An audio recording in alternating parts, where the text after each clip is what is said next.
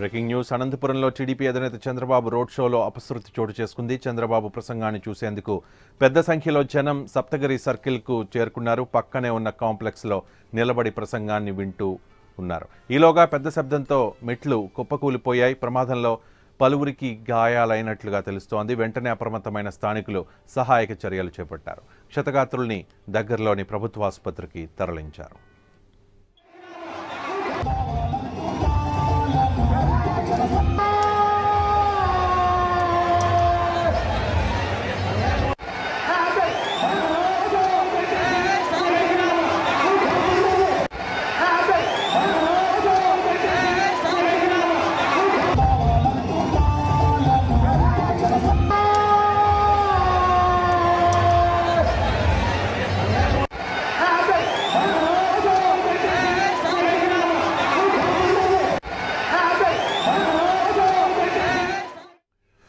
మరోవైపు సాయంత్రం తూర్పుగోదావరి జిల్లా మండపేటలో జగన్ బహిరంగ సభ జరుగుతుండగా కూడా ఒక ప్రమాదం చోటు చేసుకుంది. రోడ్డు పక్కనే ఉన్న భవనం గోడ కూలిపోవడంతో ఒక వృద్ధురాలు మృతి చెందింది. మరో 20 మందికి గాయాలయ్యాయి.